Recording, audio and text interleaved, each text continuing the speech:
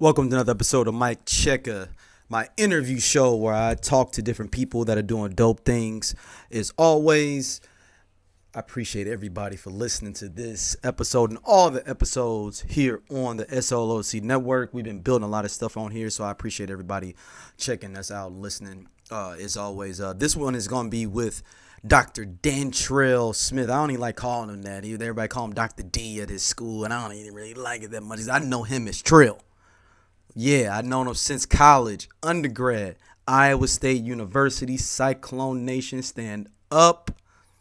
Appreciate him coming on here. He is the vice president at Tarrant County Community College, and he really tells his whole story about how he went from a dude in North Memphis all the way being the vice president of the junior college, their community college. He's, as he says in the podcast, is what they want people to say it as more. So apologizes for that on that end. But thank y'all for listening. As always, make sure y'all email us straight olc@gmail.com or solocnetwork@gmail.com.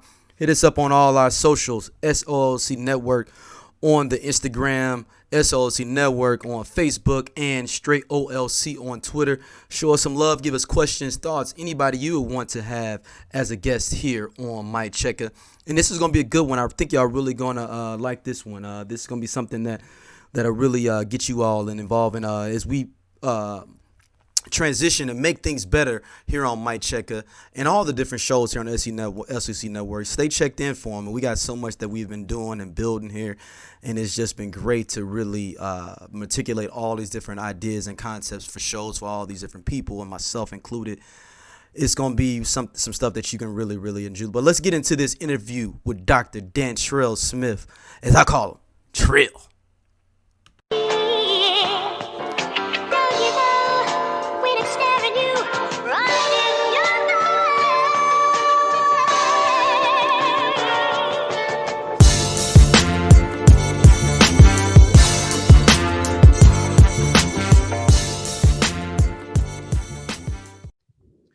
All right, welcome to another edition of Mic Checka. Got my homie, my comrade, my consortium, man. As you can see, he's got the Iowa State flowing in the background. Yeah, baby. Y'all already know what it is. Big 12. Hopefully this home tomorrow, man. I'm putting this out next week, so hopefully this dated well with it. I know, right? After the game. I know. Hopefully it go right where we, you know what I'm saying? It was like, look at them looking like some suckers. Yeah, I know, man. Tell me about it, bro. Yeah, man, this brother, man, he's a doctor, not a doctor of medical. He's a doctor of the academic field. Brother went to Iowa State, then he went to South Carolina, then he went to North Texas. The proud son of Memphis, Tennessee. Man, yes, sir. North, as the great Juicy J says. Yeah, man, North Memphis, baby, all day, every day. You from North Memphis, right?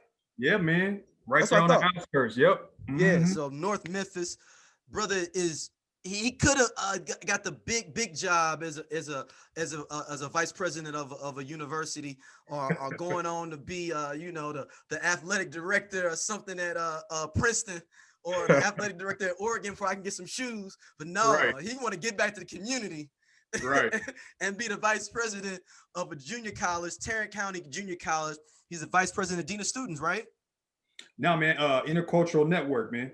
See, that's some fancy finagling stuff though that people Google. Man, I know it's actually a longer name than that, man. It's like intercultural, student success, academic, man. It's like a long 7-8 different letters, man. I just be like, man, intercultural network, man. That's where I'm at. Keeping it real simple. Yeah, man. Yeah, but keeping basically our brothers and sisters and everybody else in the schools, keeping them verified, keeping them engaged in getting an education. My brother Dantrayl Smith is with us on the show, man. Thank you for doing this for real, my G, like for real. Man, I am glad to be here, brother. I was waiting on my invitation. I'm like, man, he done had stars and everybody else on this mug, man. I'm like, dang, man, when I'm gonna get my time? I'm gonna get my chance. Hey, so then I was like, well, shit, let me go ahead and post these podcasts that I've been doing. And he was like, hey, man, you know what? Hey, you got a little stuff going on, man. I'm about to bring you. Ain't that how somebody do you though? Or you start putting out show albums, and it's like, well, dang, don't you want to come on MTV? Right. I was like, golly, I felt like Murphy Lee for a little bit, man. Shout out to Murph, man. Yeah, man. Shout out to Murph, man. Man, dude. So, man, let's start from the beginning of your history, man. You grew up in North Memphis. What was that experience like for you being in North Memphis? I mean, that's a different type of city. It's a different type of cat that's from Memphis. You know what I'm saying? In general, man. as we had for your brother's birthday, one of your cousins was a great case study of what happens when you take a Memphis cat out later in his life to how he experiences the real world. And never been out the city, man. You know, it's crazy, man. I was talking to somebody the other day, man, about that. And I was telling them that, you know, when I grew up in Memphis back in the 80s, you know what I'm saying? Like it was black and white, you know what I'm saying? Like we had, you know, maybe some Hispanic students or people, you know what I'm saying, living in Memphis, man. But for the most part, it was black and white. You got to think Dr. King was shot in Memphis, you know what I'm saying? There was a lot of that kind of like red tape, invisible tape that you couldn't see, but the city was split, man. And so, you know, growing up, I went to the high school, graduated from Craigmont High School. Shout out to Craigmont Chiefs, man, who have actually been doing good basketball wise. When I was there, we sucked, man. But you know, they've been winning, going to state championships, man, and knocking them out the park. So they've been doing some pretty good hooping. Has anybody come out of there recently from your high school? Nah. They just been a solid a team of cats that's finna go play the D2 school. Yeah, man, and doing some good stuff, man. So academically too, man, and giving back to the community, man. It's been really dope to see. But you know, man, like grow up in Memphis, man. You know, mom actually went to college, graduated, actually got a master's degree. Dad never went to school. You know what I'm saying, went into the Air Force. Just like a brother do back in the days. Right, yeah, went into the Air Force, man, did his thing, traveled, saw the world, came back, settled in, and became an air traffic controller, man. And hold on, your pops was an air traffic controller? Pops air traffic controller for 20 plus years, man. That's dope. Like that. Yeah, man. What's crazy though is like he actually would have kept going had he not you know, got diagnosed with cancer, man. Because he was still, you know, he was still moving, but in the job, because he had transferred down to Grapevine. He was working out of Grapevine. So he was in Dallas. Yeah, that's the reason why I had moved there, man. Then he got diagnosed my last year in grad school at USC. And so he ended up moving back to Memphis, you know what I'm saying? Because he wanted to be closer to the family and try to work some things out and stuff like that. So I was like, shit, I'm gonna go ahead and roll down to Dallas, man. So that was the original reason for going to UNT at first. Where else was you looking at when you was going to get your PhD that you was looking at? Well, actually, man, you know what's crazy is I really wasn't looking at it at all. I was looking for a job, man, trying to get down to Dallas. That's how most cats end up in grad school. They was like, man, I was just looking for a gig. Man, I was just looking for a job, man. And so I actually applied for a job at Collin College, community college, because I really wanted to work at the community college, man, because I felt like that's where I was going to really touch people that look like you and me, you know what I'm saying, and come from the same background. I'm not saying I can't get that at a public or private school, but like I feel like at the community college, man, like that's the student that you're always going to get, you know what I'm saying? And so I interviewed there, became a finalist, didn't get the job, but the lady who interviewed me, man, she actually recommended me to UNT for a job that they had opening. So the guy called me, and bro, what's crazy is normally when you're a finalist, they fly you out, you know what I'm saying? So you can check out the campus, where your office will be, and, you know, meet people. So I just did one phone call.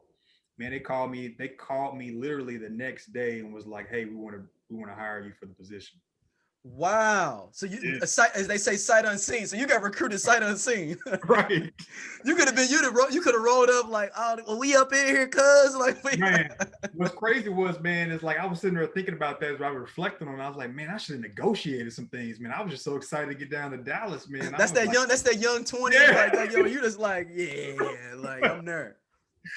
And then while I was there, man, they told me that they pay 60% for you if you want to go back and get your doctorate. And I was like, 60% of tuition? Man, I'm in that mug. And I was working full time, you know what I'm saying? So I had the bread to be able to pick up the 40%, and I had financial aid, man. Yeah. So it was a given, man. It was a given. So my first year I worked, and then after my first year I jumped into the program. And man, it was crazy. It was crazy how I got into the program, bro. So check this out. So I'm literally going over there to like visit, the program, try to talk to some professors, ask questions, see how things are. And so, man, the lady was like, yeah, we have this type of program, these classes that you can take, and this kind of like program pathway that you can do. And I was like, all right, that sounds cool. And then so she was like, well, let me introduce you to the program coordinator. And so the program coordinator, man, Dr. Woodson, man, she dope, man, cool person.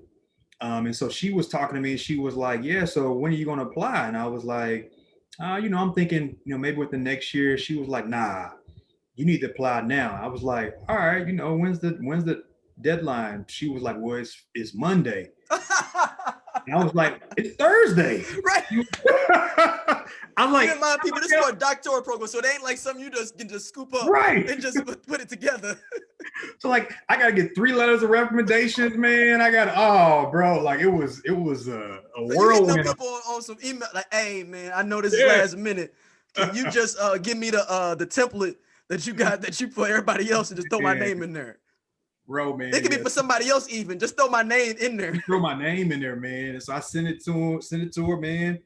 Went did my interview, man, and got in. So let's take a step back, man. Let's go back to the Iowa State days, man. Yeah.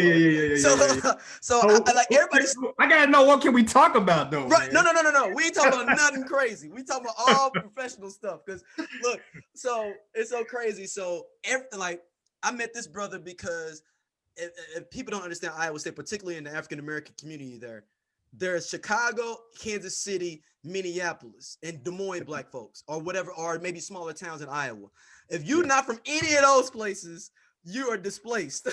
Yeah, you are, man. Man. He was like, I remember I had a St. Louis hat on. He was like, man, you from St. Louis? Because that was around the time people started wearing St. Louis stuff that wasn't from St. Louis. Right. Because Nelly had popped. So Nelly it was like, Nelly would pop, man. Yeah. So he was like, man, you from St. Louis? I'm like, yeah, for the north side. He's like, my uncle lived there, man. And that's literally, we were in the lunchroom and me and him been rolling since then. Like, we hooped everything. Like, a lot of people don't know, man, is that you took me under your wing, man. You know what I'm saying, and really kind of gave me the true ropes of state. You know what I'm saying? Look, that's the thing, man. If that first year is the hardest year there, man. Yeah. You know what I'm saying? Because you're most of it, but like I'd already had kind of like a key to the city because I went to an all boys prep school where it was only 5 black people in my class. So this was nothing to me, you know what I'm saying? Yeah. Like, but everybody else, you came from an all black school or like 70% black or half.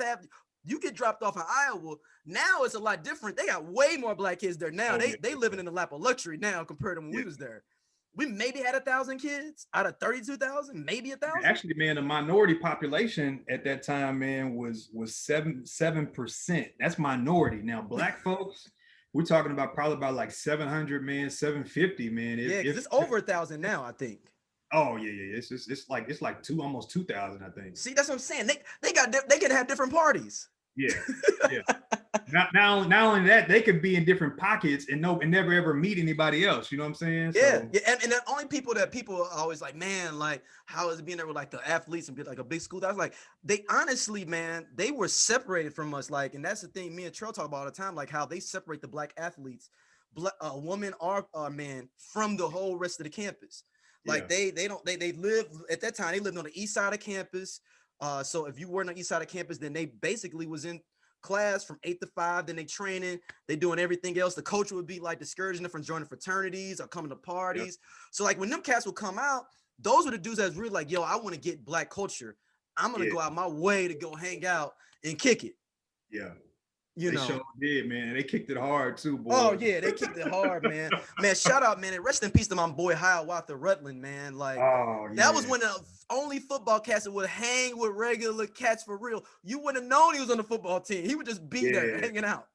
Man, all the time, bro. All the time, man. And he was our interpreter too, because out of the Florida cats, we couldn't know how they was talking because they, they had like water in their mouth and salt some of the time. And he was like a proper dude. And he'd be like, "Oh no, man!" He said, "He finna go around the corner." Like, man, and he was so down to earth, bro. Like so down to earth. To him, man. Like he wasn't that type of dude. Like I mean, shout out, Seneca Wallace, man. He's cool people, man, people as well. But like, he was in that kind of like stardom. Mm-hmm. But you know what I'm saying? Like Hiawatha, man, like even though he played on the football team and was good, man, he would just be sitting down at the corner, man, having general conversation, man, with just an ordinary cat, bro. Yeah. Just Yeah, rap man. to you, man. So how did you end up at Iowa State, man? Man, oh, it's crazy. So when I was in high school, one of the greatest things, man, is I was part of this program, Youth United Way program, man, and sent off a lot of people to different colleges. And so, man, one of the chicks that graduated from my high school was valedictorian, and she had applied to like 12 schools and got into like all of them. Oh, And dang. so like when she was up on stage, man, like because before people always ask me what would you want to do? I said, man, I love to act. Like I would love to act, man. Like I would love to be like Will Smith or something like that, man. So like I'm watching her on stage, man, and she is, reading off all these different colleges she got into, man. I was like, man, I want to be that. So I knew I wanted to do engineering, you know what I'm saying? Because I went to that summer prep program, man. And Mm-hmm. so I knew I wanted to do engineering. And Iowa State at that time, man, had the in 2001, they had like the number fifth electrical engineering program, man, in the country. And so I was like, oh man, I gotta apply to this school. So I applied for it, man. Iowa State hit me back and was like, hey, we want to recruit you to come out to Iowa State and check it out. So the engineering department back then, I don't know if they still have it, but they had an outreach program where they brought in, inner city youth.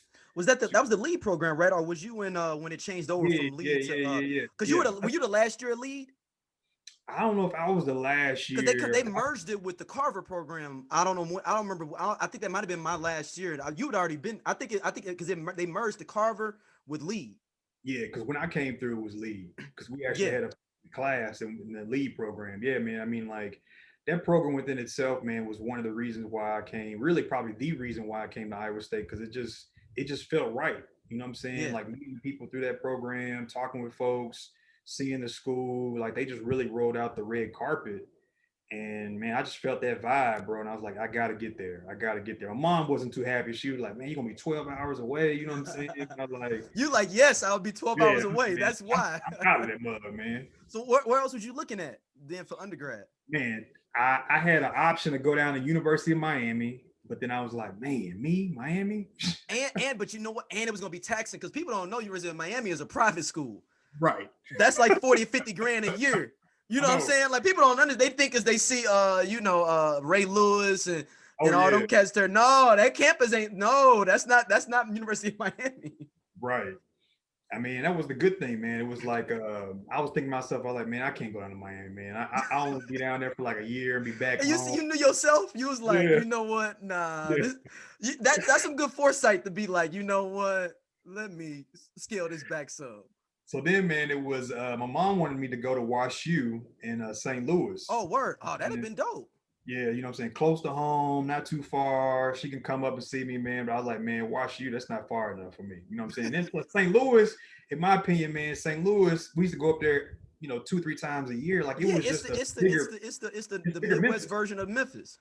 Yeah, that's what I said. It's just a bigger version of Memphis, bro. Like that's what it was for me. And I was like, nah, I'm good. So then, man, I really wanted to go to University of Mass in Amherst. Like I love Boston, Right, man. that's the program you met Cannell in, or you was with Nell in, right? Yeah, yeah, yeah, man. So like MS Squared, shout out to the MS Squared alums, man. But yeah, we used to go up there, man, and I really enjoyed that experience. And then they took us to all these different schools and being down there, man, on Harvard Square and having the different intellect and conversation. I mean, like I'm having conversation with people like a person that you know what I'm saying you normally would have a conversation with, man, but the high intellect just within that atmosphere, that vibe, bro, like it was powerful. And so, like I said, I got to be here. And so that's where I went. That's where I really wanted to go, but they didn't give me the money, man. And then, you know, Iowa State came knocking, and that was history, man. Yeah. So after when you get so you end up going to South Carolina then. How did you end up in South Carolina? Were you like, man, I got to go to the South and I got to get where it's warm at because I got to get up out of this Midwest area. Hey, that's what I'm talking about, man. It's like it was Midwest is cold, bro. Like people just don't understand, bro, how cold Iowa gets. Like, No, it gets ridiculous. Like, yo, People understand. I used to go. My dorm was right in Pearson in Friley, so I could see everything going on when it snowed. I would lean out my window and look, and I would see like if anybody getting blown over or something. Know if I'm gonna go to class or not. Like if I saw some cat like this, like, oh, nope, not doing it. Man, so my freshman year, like in Memphis, St. Louis, man, we don't really get that much snow. Like the city shuts down. You know what I'm saying? Like that's the historical mindset of the city. Like that's what it does. And so when I went to Iowa, bro, my freshman year, it snowed, you know what I'm saying, like it normally does. And so I'm like, I look outside, like 3 feet of snow on the floor, on the ground. We don't have to go to school. So I go back in the bed. My roommate, Hold on, you went down to the food service, your flip flops on a t-shirt like you that's regular. Yeah. So my roommate wakes me up, man. He was like, Trail, you're gonna miss your class. You're gonna miss your class. I'm like, class canceled. It's 3 feet of snow on the ground. He's like, man, we don't cancel. He's from Chicago. He's like, man, we don't cancel class because of that, man. You still gotta go. And I was like, what?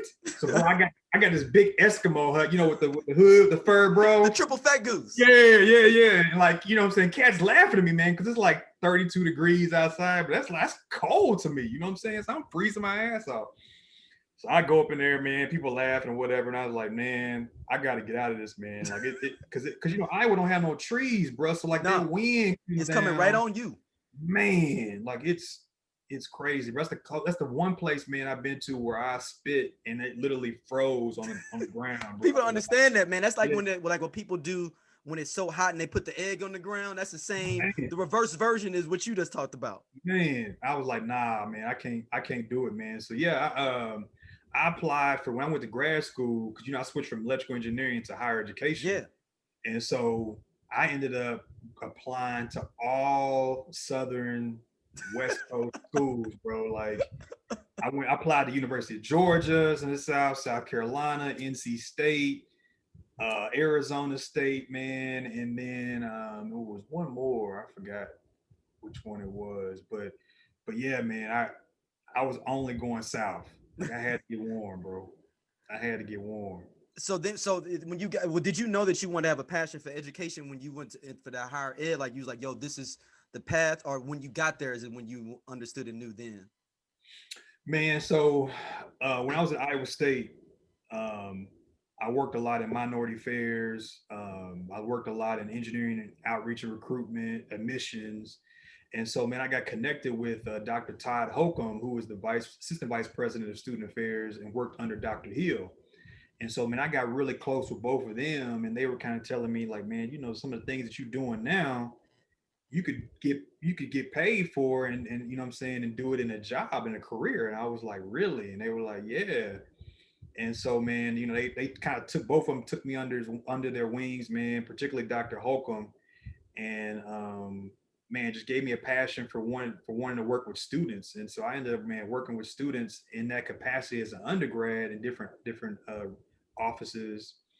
And so then he helped me get into grad school, man. And so really when I got to grad school, I had some situations that happened to me when I was in South Carolina. Like a lot of people don't know, man, South Carolina, man, during that time period, Confederate flag was still in the capital area, man. Strom Thurmond, man, was heavy pushed in the city. And so, man, I dealt with a lot. Not only myself, my roommate, a couple of other people, man. So that racism is even different than the Memphis, Tennessee racism. Yeah, bro. Like it's oof.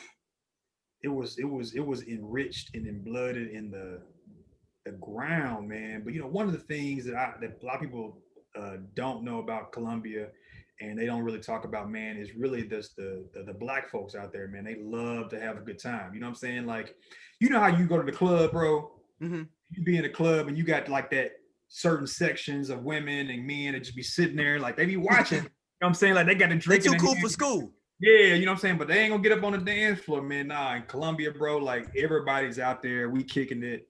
We having a good time, man. You know what I'm saying? Buying you a drink, you buy me a drink, and we just enjoying life, man, and celebrating the fact that we got through a week. You know what I'm saying? A hard week, man. And so, but yeah, man, that's kind of how I ended up getting down there, man. Just through the help of a couple of mentors, and they just showed me and said, hey, this is a really good school, really good opportunity, and their higher education program at that time, University of South Carolina, man, was on the up and up. I mean, like they were doing a lot of national research in terms of first year experience, transfer student experience. I mean, like South Carolina, bro, was competing with the University of Maryland's, the University of Georgia's, you know what I'm saying, the NC States. And so it was one of those programs, man, that I was like, okay, I gotta be a part of it. And I didn't even think I was gonna get in, to be honest with you, man, because of my GRE scores were horrible. You know what I'm saying?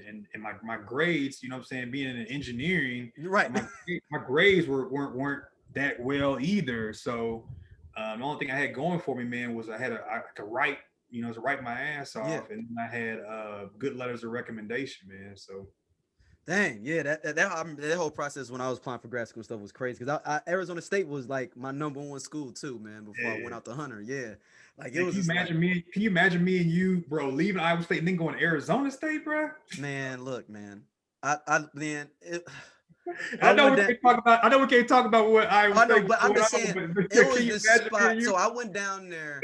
It was crazy. So after when I was already in New York, and I went down there. One of my cousins went to law school at Arizona State. Yeah. So I went down there to just kick it with her. This like 2004, man. Just kicking this down there kicking it. And yo, she took me to Swiss Beach used to own a spot in Phoenix, a club. Oh, really? Yeah, this is I'm talking about like this is and this spot is yanking. Like I'm talking about like I'm like, oh man. And she was like, yeah, I'm glad you didn't come down here for Hey, school. This you would have messed up all your little financial aid money and stuff and loans. oh man, it would have been over, man. It would have been over, man. It is that was Arizona State at that time was the number one party school in the country too. Yeah. I don't know about now, but then it was the number one party school in the country. So you finish up at North Texas, what you was at UTA at first, right? No, man. So I started working at UNT, and then I decided to while I was there to go and pursue my doctorate. And so I was working full time, going to school part time. You know what I'm saying? Los was down there, man. Yeah. Los was down there. You know, Shout out to Los. yeah, shout out to Los, man. And so we were in the doctoral program. He's in a different program than I was. And then before I finished my dissertation, I took a job at UTA because I was still applying to get into community college, man. But down here in Texas, the community college system is so tight knit. You know what I'm saying? Because like they've done a lot of nationally known, you know what I'm saying, things. You got Texas Community College, California Community College, and then you got like the South Carolina, North Carolina, and then Florida. Those are the four areas, man. That big junior college stuff. Man, I mean, like the college system is doing some phenomenal national ranking type of deals, man. So if you don't have the credentials or the connections to get in, man, it was hard to get in, man. So I ended up going to UTA, and I stayed there. I was at UNT for 5 years, then went to UTA for a little over 4.5, almost 5 years, and then got the job at Tarrant County, man. So what was you was at when you were at Arlington? What was your position there? So when I was at UNT, I was overseeing the non-traditional and transfer student services, no, non-traditional and commuter student services. UTA, I was doing transfer student services for the entire campus. Oh wow. Yeah, bro, that was a job. Because UT Arlington UTA is like super growing though too, so that's like ridiculous amount of people. I'm assuming. Oh man, you talking about like almost, saying 45. Well, at that time when I was there, it was like almost 40,000 students, man, and like um 45 or I want to say, yeah, about 45, 50%, man, were transfers. Maybe even more than that. I can't remember the right statistics because we're talking about 2010, 11. So, Dang, that's a lot of people though. Yeah, 2012. So, dang, why they programs ain't better than what they are considering they got all them students. Man. But you know what? It's probably UT Austin hating like, look, you ain't getting no money down there. We don't want y'all being not competitive at all in this state. We saw it happen with Houston. I mean, the thing about it is, man, you got to think like the Metroplex has so many schools. I mean, that's one thing I love about the Metroplex being down here is like you have so many options when it comes to jobs because there's so many schools in there. I mean, you're talking about you have Tarrant County Community College, then you got Dallas County Community College, then you got Collin County, then you got North Texas Community College. Those are just community colleges. Then you got UNT, then you got UNT Dallas, then you got, you know what I'm saying, University of North Texas at Dallas, then you got UTA, then you got the Health Science Center, and then you got TCU, you know, SMU. So I mean, you talking about, you know, at the loan, man, 12 to 15 higher Different schools. education. Yeah, higher education programs, man. So Dang, like that's a lot. That's a lot. So you end up so you so you end everybody, up everybody competing for resources. so you get to Tarrant County, like that's a junior college. That's a whole different thing people understand when it comes to the students. Like most people think college student, oh yeah, you know, the tradition the stereotypical, you know, kid that's, you know, partying and kicking it and they on campus in the dorms and all that. Junior college, unless you are a athlete at one of those Kansas Coffeeville or Missouri Moberly or one of those top end junior colleges for sports, you're not having really much dorm life or anything like that, or anything that would resemble a normal college experience. Right. No, you're right, man. And so, of course, now they've moved away, so they don't really like the term junior college. So if you say junior college out there, man, just don't even mention it. Just say Okay, so it's community community college. college, right? Yeah, Community yeah, you college, gotta right? say community college. But yeah, man, I mean, the student is different. I mean, you hit the nail on the head. The student is different because they come to the community college for so many different needs. You know, one of the things that I took for granted coming into this role was the community aspect. Like you go to, you know, you working at a four-year institution, like you collaborate with maybe, you know what I'm saying, some other people in student affairs or maybe some academics, but you're not necessarily out in the community. You know what I'm saying? Like, Yeah. but at the community college, bro, like you got to be interacting with different departments, people that walk across different campuses, and you got to be in tune with the surrounding community. You know what I'm saying? Dang. So then you got students that are coming in from these different communities that, hey, I just want to come here because my job requires that I got to get this certain certification so I can get this position. So I'm here to just take you know 3 classes to get this certification. And then you got people, man, that just say, hey, I just want to try some classes. So I want to take some, you know, community engagement type of classes where I can get a certificate, and then that certificate I can put on my resume to say I've gotten, you know, diversity training or something along those lines, man. So I mean, you have so many students that are coming here for so many different needs, and then you have to try to figure out, okay, how do I best service this student, man? And so it's been a wonderful ride. And the thing I love about community college is you just have so many different options of ways to support students, and then you get a chance to have your hand in so many different things. I mean, like you can, you know, like I've been put on a project, man, where I'm working on helping build a structure of one of the other campuses. I mean, like, you know, at a four-year institution, man, like they're not going to put somebody to work on that type of stuff. And especially when you don't have no experience, but it's like they need certain people to be and serve on these different committees, man. And so you get to sit in and learn and absorb so much wise words of wisdom, man. You get to be at the table. You know what I'm saying? Be at the table, which is key to have those conversations. And so it's been good, man. So yeah, so how is the student that is at a community college, and like what are the struggles that you have to go through, especially particularly not, you know, not having recidivism with them leaving? Well, yeah, I mean, that's one of them. I mean, you know, a lot of the students come there, take certain classes, maybe a semester, 2 semesters, and they're out. So the consistency of the student is not really there. Like, you know, they're there from like maybe 2 years at the most. You know, you get those 2 years, sometimes 2.5, 3 years, depending on the students there part time. But really, man, when we're talking about the community college student, particularly at Tarrant County College, I mean, we're talking about an older student. We're not talking about your typical 18, 19-year-old. Now, they do exist, but, you know, we're talking about maybe somebody 23, 24 years of age that's coming back to school. And so they have a little bit different focus. And so, like, yes, I probably should get involved and get connected with that program. However, you know, I got these 2 kids over here I got to feed, or I Okay. got this mom that I got to take care of, or I got a full time job that, you know what I'm saying, is pulling me away I have to take these calls and different things of that nature. And so I can't really give much time to really get involved on campus. Or, if I want to get involved on campus, then it's got to be something that's worth my time. So it's got to be something that's building towards, my pathway to my goals. And so you have to have these conversations. So students come into our office, and my staff, one of the things is they engage conversation, and we do assessment with those students. And then based upon the things that they're kind of interested in, we say, okay, well, based upon a conversation, we suggest that you should attend some financial literacy workshops, or we should think you should join this particular student organization because you want to work in nursing.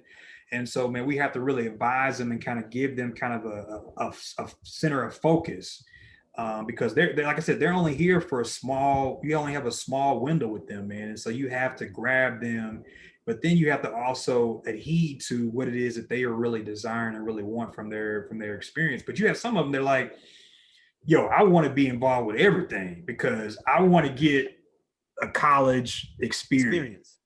And so those y'all don't have any sports teams, right? Or do y'all have a sports team? No. Now some community colleges do. I mean, like you said, there are some community colleges, man, that play Division II basketball, or compete for Division II basketball, maybe. And then you have, some community colleges that have intramurals that actually compete at the national level. Y'all have none of that. Y'all have no intramurals or no nothing. Yeah, we don't have none of that. Now we do have some campuses that have spaces dedicated towards like basketball, football, soccer, different things like that. But in terms of having an actual office that focuses on that, nah. Yeah, it's interesting, man, because I was just like, yo, this dude Dantrayl is out here. Yeah, y'all gotta stop me. I call him Trail. You know what I'm saying? Dantrayl is official. Yeah. That's the official name, man. Yeah. That's what we make the students call him. You make your students call you Dantrayl or Trill? Right. On the streets, man, they know me as Trill. Do you make your students call you Dantrayl? Yeah, they do, man. Well, they call me Dr. D, man. So everybody calls me Dr. D. Okay. Yeah. So with that, what is, give us some stories of students. I know I don't know if you could tell the one story to one student, man, that was the airman. I know you can't, but man, it's so interesting, his journey. But then the I guess I wouldn't say the lesson in it of like, yo, stick in it, but he didn't stick in it. You know what I'm saying? Like you don't have to get into the details, but like kind of get people like not the nitty gritties, but like this journey from what to this, and like how you were still basically being mentored to him, even though he was already at a 4-year university.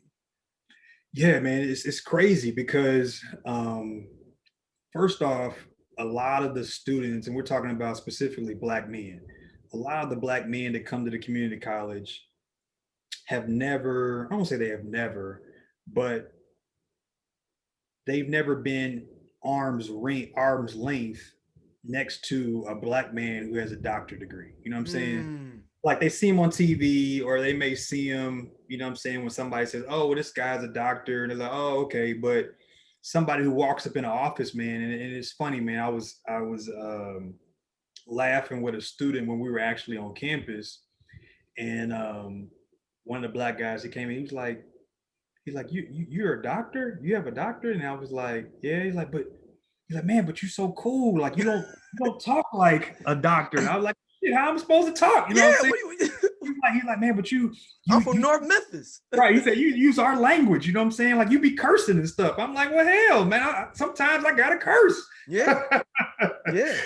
And so so a lot of the Black men, man, they gravitate towards that. And so it's been a very rewarding experience being able to mentor them in their different pathways. And so I've had, a lot of students who have, been under me at community college, gone on to the 4-year institutions, man, and I've helped them get into those schools.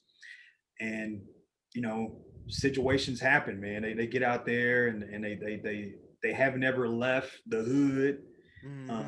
So they get out there and have an experience, and sometimes it goes well, sometimes it doesn't, man. They either come back or taking some classes, or they go back to living certain lifestyles, man. Like I've had some students who, like I had one student, and I'll tell you this story, Swiss. Um, he came to me, man. He's like, Dr. D, man, I can't do it. I'm gonna drop out of school. So you know me, man. You know how we roll, man. I'm like, all right, cool. All Yeah. right. I take when you need me to take you over there to get your paperwork together. I was like, man, what do you need? And it's like, and that response threw him for a loop because he was like, this man gonna try to talk me to stay in the school. You know what I'm saying? Like, I'm like, nah, man, cool. What do you want to do? He like, man, I think I'm gonna have to go back out there and start selling drugs. I'm like, cool. I was like, all right, man. So let's go to the board. Cause my students tell me I always go to the board. I said, let's go to the board. I said, so how much is your rent? He wrote down the rent. I said, so how much is your bills or whatever? He's like, all right. I said, so how much weed do you need to sell in order to be able to make this? And so he's like, oh, I sell this, that, and the other. I said, okay, so let's talk about going to school, selling weed. Let's talk about the pros He and wasn't even cons. trying to be big time. He could at least been selling some white. Right. Yeah, man, exactly, man. So I was like, all right. So I broke down those numbers to him, man, and he said, wow, I never looked at it like that. He said, I'm gonna stay in school. You know what I'm saying? And so he stayed in school and now is, transferred to a 4-year institution and doing some good things, man. But then I have other students that, man, they just be in that lifestyle, man. Just living, just living. They kicking it, man, and they go to the 4-year institution. They calling me every day, man. I'm trying to keep them focused, trying to tell them this is what you got to do to stay focused and do that, man. Then I had another student, man, who had a situation that happened at a 4-year institution where he was going for a certain certification. The school closed down because of everything that was going on. So then he comes back to his home. You know what I'm saying? To the streets home. Yeah. Being in that same environment that he was trying to get away from, and so just got absorbed back into that lifestyle, man, and started doing some things, selling some things, partying some ways, kicking it like he, I mean, and so um, eventually, man, I got him back enrolled into a certification program out here in the area. Now, granted, he's still doing some things, but getting A's, you know what I'm saying? So I said, you can't get out the life all the way. yeah, I was like, I can't argue with you, man. My responsibility is to get you through the program and to get you towards getting a full-time job, man. That's going to prepare you for life. So what's so what is the perfect student that you can mold the best? Like of like, yo, this person, they may not have everything, but I can get them there. I think I'm hearing some feedback, man. Is that me? I don't hear any feedback. You hear me better now? You good? Am I good? I don't know what that is, man. But I roll with it. I ain't gonna trip. What was your question again? No. I was saying, is like, what is the perfect student you like? They may not have everything, because that's a community college student is one that doesn't have everything. You can kind of mold them. Like, give us like a dope success story of somebody like where they like, man, they out here like doing it. Man, it's a couple, man. It's a couple. Um, One guy he's a senior now at UNT. I got another one, man, man, I was worried about, man. He loved the ladies a little bit too much. But man, he just called me. I'm supposed to try to have lunch with him next week. He made the dean's list, man. He's trying to go to medical school. Yeah, Wow. I gotta write a letter for him. Got to write a letter for him so he can get a job working under the Texas Tech president.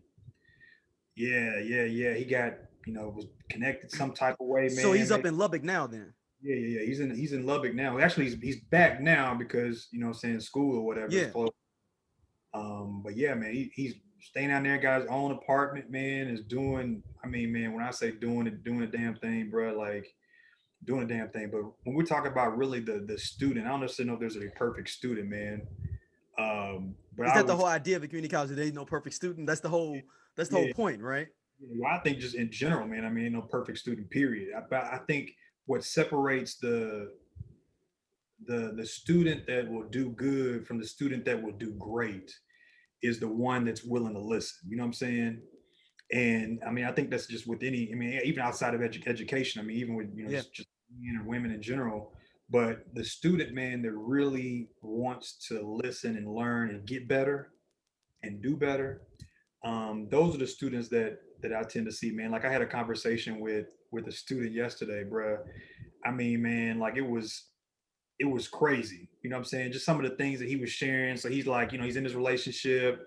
You know what I'm saying? He doesn't know if he wants a relationship or out of a relationship. And so I'm like, like I do, man. I said, man, let's go to the board, man. Like let's just draw it out. Let's draw it out. Like, what are some of the things that saying you like or dislike, or what are some of the things? And he's like, well, I want to still kick it, blah blah, but I don't want to hurt, blah blah. And I'm like, man, you can't be like that, man. Like Mm-hmm. you can't have saying one or two that the other, whatever, man. So really trying to help them see it from a holistic view. You know what I'm saying, and see the other sides. That's really what mentoring is all about, man. It's like I'm not going to sit up here and tell you what to do because that's not going to lead you anywhere. Because then if it backfires, then you're going to look at me. You know what I'm saying? But my role is to really just kind of give you the other side, or to give you some other ways of looking at your problem. And so that you yourself can come up with the solution to solve it, man. That's really what it's all about. So you're never gonna go to the classroom, I'm assuming. Then you're not on that route. Like you don't have to do any papers, you don't have to do no research, anything like that. Nah, man. I'll say this, and this is can be nationally known now. So I submitted a proposal for let me back up. So Encore is core. I'm Yeah. saying state. Shout out So to Isaiah Pia that took me the first time to Encore. And that was the first time I seen like a regular. That's when I was like, man, this dude is a regular dude from Long Beach. He's coming on in a couple of weeks, man. That's gonna be hilarious. yeah, He yeah. got stories for days. Oh, and so yeah, man. So I went through that Encore is core program when I was a student at Iowa State, man. Had phenomenal experience. And so, man, every school I've been trying to bring that same program to the campus. And so, man, after 10 months, I finally got it approved. And so I'm letting you know now, man, that we're actually going to be moving into kind of that is core, well, TCC type of deal and Encore pipeline, man. So I'm super excited about it. Like I think it's going to be a phenomenal experience. I think the students that participate within this, I got some other high level people that I'm working with in terms of the curriculum development, man. But when I say, man, it's that type of program that I think can really, because we're talking about social justice. So Hmm. they're called social justice student ambassadors. And so these students will go through a 12-week kind of like class. Granted, it won't be like I'm sitting here teaching you. It's more of a discussion and really to get into kind of to open up your level of thinking type of class. And so that's probably the closest that I would say I get to the classroom, is kind of like facilitating those type of workshops or sessions. Basically, being a moderator, you just moderating the different sessions, basically. Yeah, man. That's pretty much it, man. I mean, I don't ever want to go to the classroom because I did a student was at MS Squared. When I was at Iowa State, you remember this? I went back to teach as a TA at the MS Squared program Yeah. outside of Boston, Andover. And man, working with those high school students, bruh, trying to He's teach. like, we ain't the same no more. You too far away from him. I just can't do it, man. Like it's just like the rigor of, I have so much respect for teachers, but the rigor, man, of having to really sit down and try to help a student understand not only just the assignments, man, but really just the holistic view of understanding the concepts. You know what I'm saying? Like Yeah. we're talking about math. And so having them to really understand the concepts and open up their mind, man, I'm like, no, I can't do grading papers. No, I don't want to do this, man. what's the next step? What's your future? Is it be the president? Yeah, man, I mean, that's my goal, man. You know, my goal is to be a president, particularly of a community college, man. That's really where I want Why to don't you go. go ahead and be the president of Oregon, man? If I can get these shoes, man. You keep playing, Hey, man. man, hey, if a job opened up, brother, out there, I'm man. from University of Oregon, man. Like, I don't care if you got to be the janitor, dog. You can go out there, go and get these shoes, get No, us right, these outfits. You know, they got 15 different jersey combinations. man. You know what's crazy is, man, is I always when I took the step to becoming a higher education, people would always ask me, "What do you want to be?" I said, "Man, I want to be president." And they said, "Oh, okay, you want to be president because you want to influence policy and this like this." This is a typical Memphis response, right? I like, nah, man, I want to be president, man, because I want to be walking through the grocery store, man, and people be like, "Oh, man, that's that's Dantrayl." You know what I'm saying? He the president of such and Right, such. I want my and I saw him at the Sugar Shack with a right, with some Ciroc peach. right. Then be like, my boys be like, "Yo, Trail, man, my son trying to get into North Carolina, man. Can you call the president over there for me real quick?" Yeah, Oh, like, man, go send me a thing of Ciroc berry and we good. right. If everybody don't know, that's Dantrayl's drink of choice. He come through your spot when I would be down in Texas. I know what he gonna bring, or I would just already buy what he gonna bring. I'm like, he gonna want Ciroc. Man, That's the Ciroc. first thing he ask you too, man. Like, man, we hanging out tonight. Man, you got that Ciroc? Like Yeah. and he asks it to you like you don't already know what he's gonna Right. ask you about. Hey, they don't And he know. be having all kind of different flavors. He got tropical punch. I didn't even know that was a tropical punch. Right. They send Dantrayl like a little card or something in the mail. Like, Hey, man, hey, I'm a P Diddy supporter, bro. so no, I got some questions. These are the rapid fire questions, man. And you got to choose either or in this situation. All right. Let's go. Martin or Fresh Prince? You said what? I'm sorry. Martin or Fresh Prince? Fresh Prince. All right. Harlem Nights or Coming to America? Harlem Nights, man. Hands Really? down. See, you know what? I've been finding out a lot of people like Harlem Nights more than Coming to America. Yep. I thought that would be an easy joint. Now, if you had said Harlem Nights and I just lost it. What's the movie? Nino Brown. Oh, New Jack City. New Jack City. If you would have said that one, I was oh man. Oh, you looking ahead already. Okay. New Jack City or Boys in the Hood? Ooh. That's my next one. Golly. I had to say Boys in the Hood classic, man. Yeah. Gotta go with it. All right. Next up, The Jeffersons or Good Times? I like the Jeffersons, man. I love I love the dancing, man. The little tap. Yeah, man, my thing is you got to see a black man really like going hard. Every episode of Good Times end with them still in the projects. I just like It was cool, but the Jeffersons living in a deluxe apartment in the sky. Man, hey, they moving up, bro.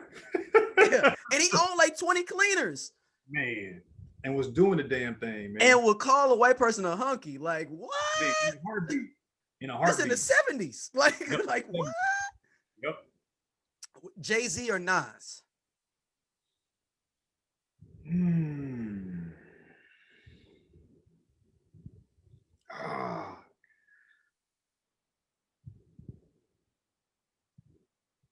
I'm gonna go with Nas, man. All right. I'm gonna go with Nas. All right. Juicy J or DJ Paul? This is strictly for you. Everybody's gonna get this question. Man, like, hey, people are listening in. They gonna be like, man, you pick that side, nigga. We're gonna see you up the street. You know what I'm saying? Like, oh man, Memphis, I done put you in a clamp in Memphis. Memphis, like, let me see what he gonna say. Now I can't go back to the crib, man. Man, hey, I gotta go with Juicy J, man. Juicy J. All right. My next one I have is fruit punch or grape. Man, nobody say fruit punch, bro. We always say grape, man. That's what we go with.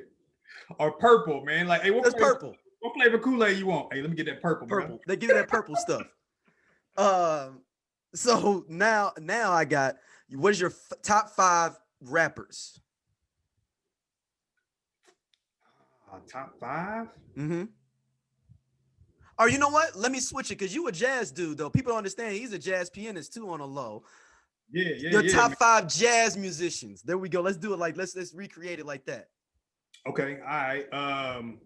So I'll stick with what's current right now, and we'll go with the smooth jazz category, man. So I have to go with not in any order. No, no order. I gotta put Gerald Albright in there. Saxophone Mm. man, classic. Got over 20 something albums, man. I mean the dude is phenomenal. And I even like Wayman Tisdale, man. A lot of folks, Yeah, rest in peace, Wayman Tisdale. Yeah. a lot of folks, man, sleep on his music, man. But the dude was so talented, so talented, man. And What's so actually, funny is I think he may be more popular for his music than playing basketball. oh yeah. Oh yeah. Hands down, man. And actually, man, in my opinion, influenced more musicians, particularly, saying guitars, than a lot of people to give him credit for. Wow. Okay.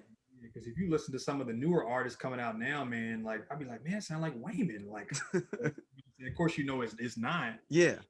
Man, I have to put my favorite of all time, man. Of course, is a keyboard player, man, piano player. I got to put Brian Culbertson up there. Shout out to him, man. Phenomenal pianist, man. Of course, got to go with home. Kirk Whalum, man. Got to stick with the home front. Love me some Kirk Whalum, man, and doing that. And then, is that five? Got one more. Got one more. I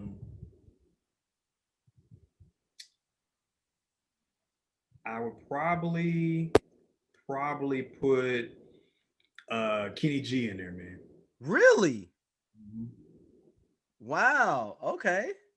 And not necessarily for his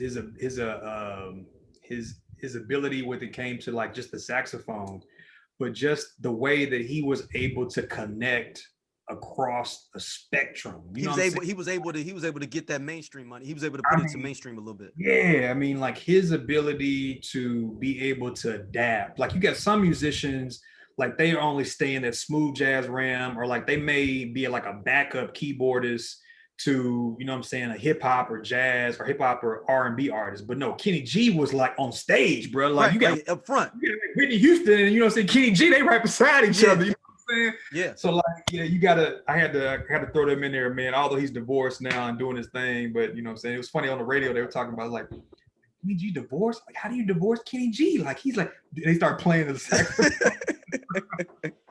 And then we got one dude that I want you to peep out is a dude that's dope. Is Terrence Martin. Okay. Terrence Martin is dope. He's young. He's our age. Okay. And when you hear him, you're gonna realize how many other hip hop tracks he's on. He's on To Pimp a Butterfly. The saxophonist of Pimp, that's Terrence Martin. Oh wow. So on Kendrick Lamar, he has a saxophone version to that Kendrick Lamar Drake song Every Day. What's the song on his first album? The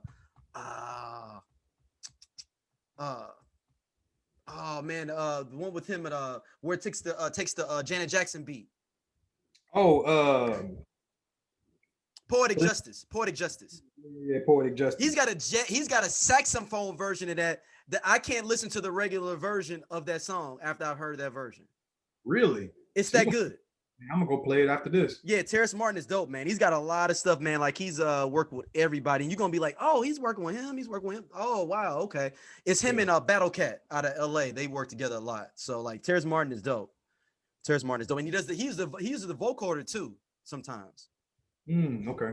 Yeah. So, man, thank you for doing this, though, bro. Like, man, that was a pleasure, bro. Like, I was excited to do it, man. When you hit me up, man, it was like, hey, you want to do the podcast, man? It wasn't no question. It was like, man, we just got to schedule it. Yeah, man.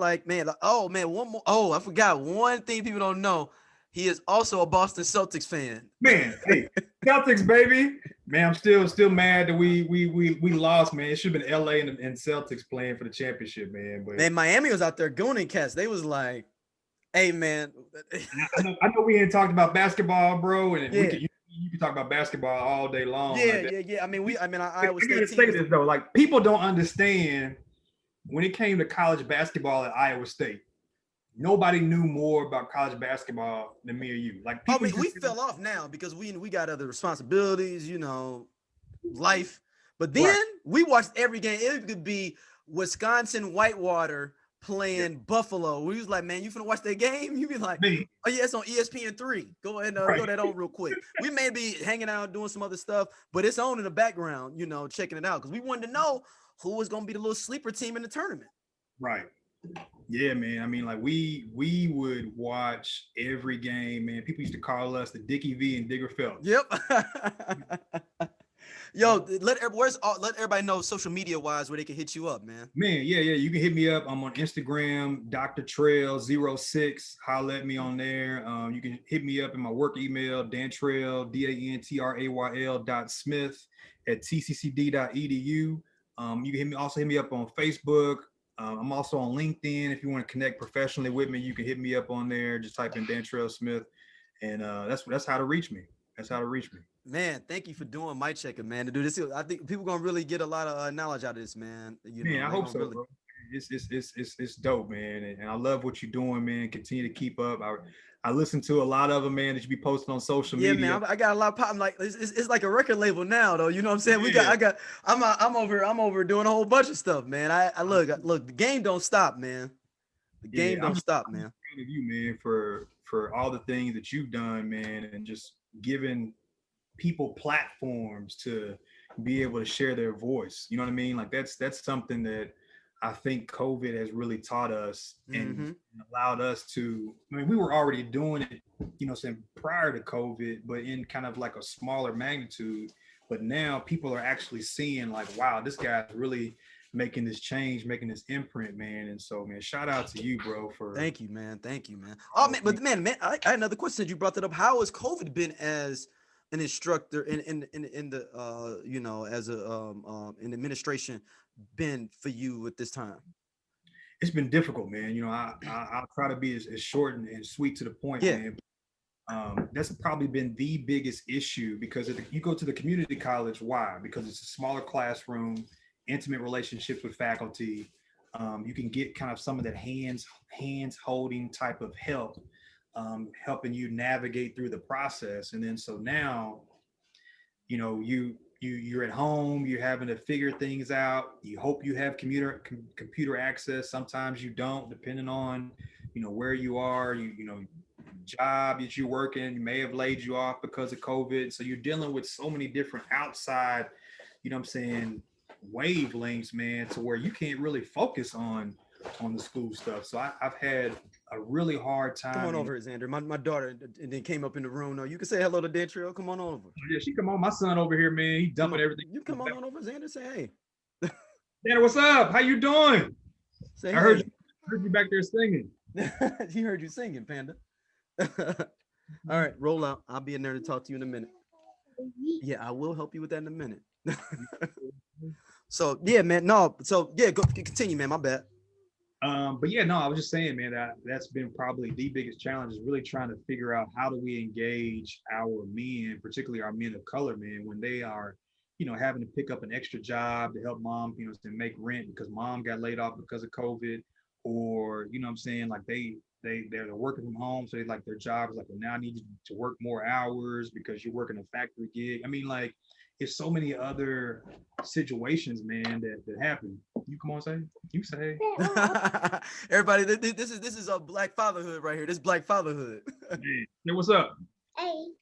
Hey. That's my oldest, man. This is Dean, and I don't know where Davis is. Where's your brother? Oh, okay.